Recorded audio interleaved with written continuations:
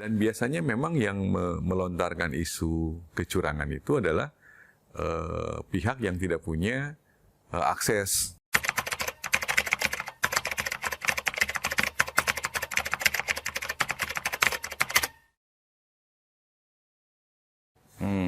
Kecurangan ya.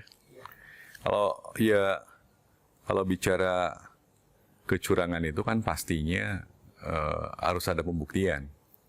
Bahwa sesuatu itu dianggap curang atau sesuatu tersebut dianggap tidak curang, itu kan mesti ada pembuktian. Jangan sampai dugaan sekedar tuduhan. Gitu kan ya. Harusnya dugaan itu berbuah bukti, kan begitu. Yang sebaik-baiknya dugaan itu seperti itu gitu. Jangan dugaan berbuah tuduhan semata. Kan seperti itu. Nah, memang dari setiap kontestasi ya, dari waktu ke waktu nih, kalau saya perhatikan dugaan-dugaan kecurangan itu seringkali dihembuskan ya, sejak awal malah dari berbagai pihak ya. Nah, entah motifnya hanya untuk memancing perhatian gitu kan ya, atau misalnya motifnya memang untuk sekedar warning, memberikan peringatan gitu kan, bahwa penyelenggaraan suatu kontestasi itu harus jujur, harus adil. Dan biasanya memang yang melontarkan isu kecurangan itu adalah pihak yang tidak punya akses terhadap pengaturan sistem atau orang-orang yang menjalankan proses pemilu tadi, misalnya kan, seperti itu. Nah, itu biasa terjadi gitu. Di mana-mana seperti itu.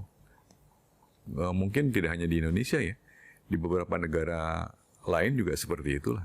Termasuk Amerika Serikat sendiri ketika terakhir pemilihan Joe Biden sama siapa itu lawannya yang dari pengusaha Hollywood, Donald Trump ya.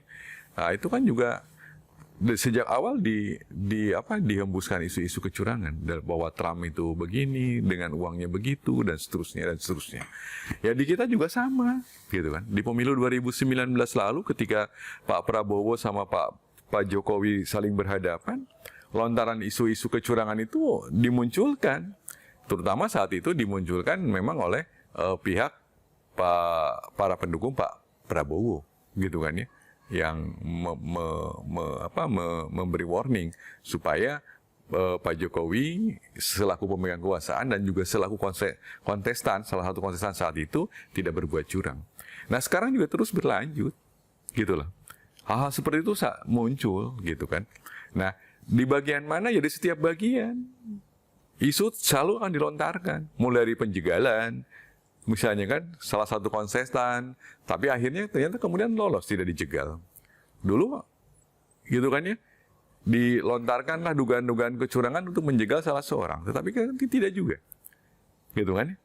Nah, kemudian misalnya, ketika misalnya kemudian paslon sudah semua ada, kan tinggal tahapannya pada tahapan kampanye ya. Nah, di tahapan kampanye inilah kemudian biasa seringkali terjadi pelanggaran dari berbagai pihak. Gitu kan ya.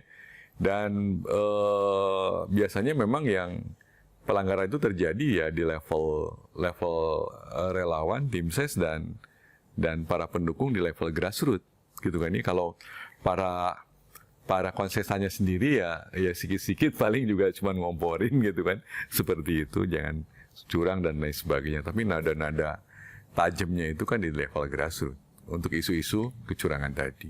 Tapi overall lah, apapun itu, ya, isu, dugaan, tadi saya bilang, dugaan itu kan jangan hanya sekedar berbuah tuduhan, tapi dugaan itu harus memang merupakan sebuah, fakta yang bisa dibuktikan, gitu loh. Dan yang bisa membuktikan itu, nanti kan ada forumnya tersendiri. Ada KPU sebagai lembaga pelaksana pemilihan umum, yang diberi mandat otorita untuk menyelenggarakan pemilihan secara jujur dan adil. Ya, di luar itu ada Bawaslu. Bawaslu itu lembaga yang mengawasi. Apakah salah satu kontestan itu nanti akan berbuat curang atau tidak curang? Ya, peran Bawaslu itu juga akan sangat menentukan. Ya, dan kemudian misalnya terjadi perselisihan, diselesaikan lewat lembaga peradilan.